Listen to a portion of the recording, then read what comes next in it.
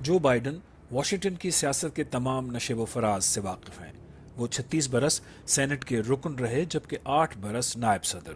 ان برسوں نے ان کی سیاسی زندگی متعین کی۔ اب ان کو موقع ملا ہے کہ وہ امریکہ کا مستقبل متعین کریں۔ وہ امریکہ کے سب سے عمر رسیدہ صدر منتخب ہوئے ہیں اور ان کو انتخابی مہم کے دوران سب سے کم ذاتی چھان بین کا سامنا رہا۔ کئی امریکیوں کے لیے ان کو ووٹ دینے کی ایک وجہ یہ تھی کہ وہ ڈونلڈ ٹرمپ نہیں، لیکن اب وہ کرنا کیا چاہتے ہیں؟ انہوں نے اپنی انتخابی مہم اسی انداز سے چلائی جیسے وہ سیاستدان رہے ہیں، یعنی اعتدال پسند اور دائیں اور بائیں بازو کے درمیان کے خیالات رکھنے والے، اصل میں صدر اوباما کا ہی تسلسل۔ لیکن ڈیموکریٹک پارٹی میں بہت تبدیلیاں آئی ہیں اور اس کے بہت سارے حمایتی ٹیکس، صحت اور ماحولیات سے متعلق پالیسیوں میں وسیع تبدیلیاں چاہتے ہیں۔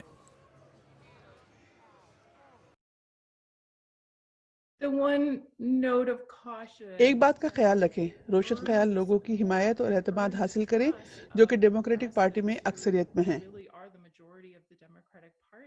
جو بائیڈن کے لیے حکومت میں یہ بڑا چیلنج ہوگا کہ وہ مصلحت پسندی اور افہام و تفہیم والی اپنی سوچ اور ان لوگوں کی توقعات کے درمیان توازن کیسے قائم کریں جو تبدیلی چاہتے ہیں اور انہیں ووٹ دیا ہے۔ وہ پہلی مرتبہ صدر کے لیے 1988 میں کھڑے ہوئے تھے، لیکن اپنی امیدواری سے اس بات کا اعتراف کرتے ہوئے دستبردار ہو گئے تھے کہ انہوں نے اس وقت کے برطانوی لیبر پارٹی کے رہنما نیل کنک کی تقریر نقل کی تھی۔ دوسری مرتبہ انہوں نے 2008 میں ڈیموکریٹک پارٹی کی صدارتی نامزدگی حاصل کرنے کی کوشش کی، لیکن پھر اس سے دستبرداری اختیار کرتے ہوئے براک اوباما کے ٹکٹ پر نائب صدارت کے لیے لڑے۔ ڈیلاویئر سے 6 مرتبہ سینٹ کا انتخاب جیتنے والے بائیڈن 1972 میں پہلی مرتبہ سینٹ کے لیے منتخب ہوئے تھے۔ ان کی زندگی میں کئی ناگہانی حادثات پیش آئے۔ سینٹ کی جیت کے کچھ ہی عرصے بعد ایک کار حادثے میں ان کی پہلی بیوی اور نومولود بیٹی ہلاک ہو گئیں۔ انہوں نے سینٹ کے رکن کا حلف ہسپتال کے اس کمرے سے لیا جہاں ان کے 2 شیرخوار بیٹے بیو اور ہنٹر داخل تھے جو حادثے میں بچ گئے تھے۔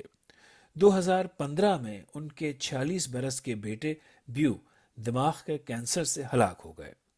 ان کی زندگی کے ذاتی سانحات کے دوران ثابت قدمی کی وجہ سے لوگ ان کو ایک نرم دل خاندانی شخص کے طور پر دیکھتے ہیں۔ جو بائیڈن کی لمبی سیاسی تاریخ کے باوجود اب بھی کئی سوالات موجود ہیں کہ وہ حکومت میں آ کر کریں گے کیا۔ اپنی انتخابی مہم کے دوران انہوں نے کوشش کی کہ متنازع موضوعات پر کوئی واضح موقف اختیار نہ کریں۔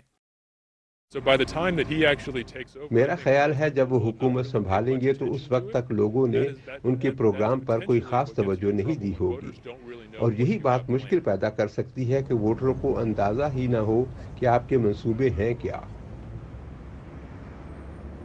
انتخابی مہم کے دوران اہم پالیسی امور کو اور اپنی پارٹی کے اندر جاری اختلاف رائے کو مؤخر کرنا تو شاید درست ہو، لیکن یہ معاملات غائب نہیں ہو جائیں گے۔